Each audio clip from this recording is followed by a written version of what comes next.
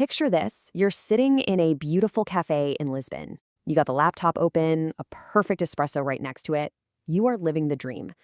But then, a year later, this very official, very scary-looking envelope shows up. And inside, a tax bill for an amount that just makes your heart completely stop. All of a sudden, that dream just became a total nightmare. So let's dive into how you can live that digital nomad dream, do it all legally, and avoid any of those financial nightmares. You see, you've got this amazing dream of ultimate freedom, right? Working from wherever you want, exploring brand new cultures, basically designing your own life. But the flip side, the nightmare, is that one tiny misstep can lead to double taxation, massive fines, and a whole lot of legal trouble. The only thing separating the two? Knowing the rules.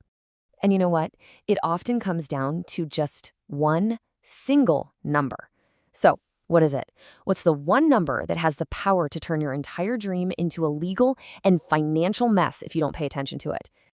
Well, that brings us to what is probably the single most important rule in the entire world of working remotely for social smarts. Seriously, getting this one concept is what separates a successful nomad journey from one that ends with a really, really expensive surprise.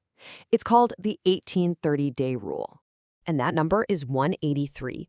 183. You need to burn this number into your brain, because this simple number, it's like the invisible tripwire of international tax law. So, what exactly is it? It's actually a surprisingly simple idea that most countries have agreed on just to have a standard rule. Here's the simple version. If you are physically in a country for 183 days or more, that's basically half the year, within a single tax year, you're usually considered a resident for tax purposes. Yep, it's pretty much that straightforward. Okay, and why should you care?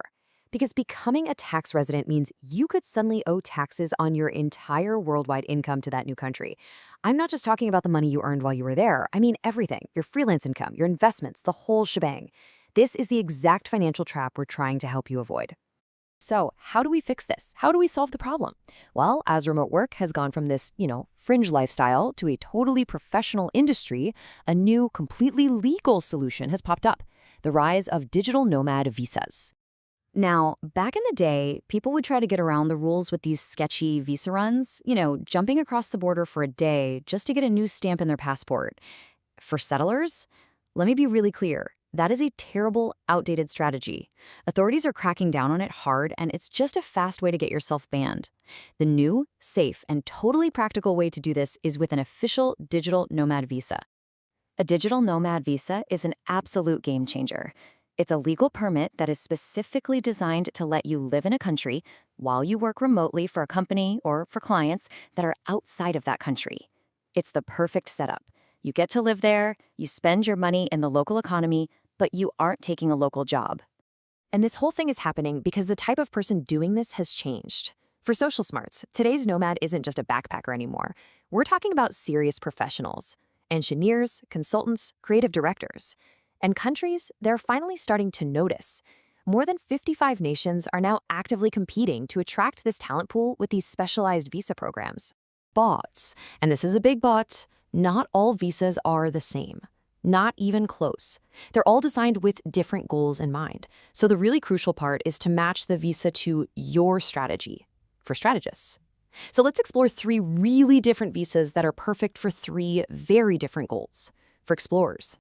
First up, let's talk about Spain. If your main goal is long-term EU residency, Spain is your strategic move. The income you need to show is about 2,850 euros a month, and after just 5 years, you can apply for permanent residency. But here's the secret weapon: a tax perk called the Beckham Law. This lets you pay a flat 24% tax rate on your Spanish income for your first 6 years. Now, that can be way, way lower than their standard rates, which can climb up to 47%. For high earners, this is just a massive strategic win. Okay, next, let's look at a bit of a hidden gem: Croatia. This one is for the super tax-savvy nomad. The income requirement is a little lower, around 2,540 euros a month, but the real game changer, the thing almost nobody talks about, is its tax perk. Your foreign-sourced income is generally tax-exempt in Croatia. Just think about that for a second. You get to live in a gorgeous EU country without that heavy local tax burden. It's an incredible angle. And for our third strategy, let's jet over to Asia. Malaysia's D-Rantau Nomad Pass is all about being accessible and affordable. The income requirement is just $24,000 a year for digital professionals. This makes it absolutely perfect for building a modern, affordable home base in Southeast Asia while you go and explore the whole region. Okay, so you've picked out your visa, you're all set, right? Well, not quite. This is where we go to the next level. Knowing about the visas is one thing, but avoiding the common mistakes, that's what's going to make sure your journey is actually sustainable for the long haul. There are three really critical mistakes people make all the time. First, they assume the visa is some kind of magic tax shield. It's not always. Second, just sloppy record keeping. Not tracking your days can undo all of your hard work. And third, and this is a big one, completely forgetting about the rules in your home country. Let's just tackle that record-keeping one right away, because honestly, there's a really simple, practical fix for it. For settlers, you have to track every single day you're in a country. But don't try to do it manually in a spreadsheet. Just use apps.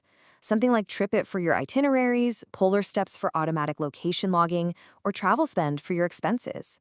This is a totally doable step, even if you're brand new to this, and I promise it will save you from some massive headaches down the road. Now for that third mistake, let's talk about a rule that trips up so many people, especially Americans. The United States is one of the only countries in the world that taxes its citizens on their worldwide income no matter where on the planet they live. So even if you have a Nomad visa in Spain, you still have to file with the IRS. You have to use tools like the Foreign Earned Income Exclusion, or FIEE, to potentially exclude over $120,000 of what you earn abroad from U.S. income tax. This is absolutely crucial if you want to avoid getting taxed twice on the same money.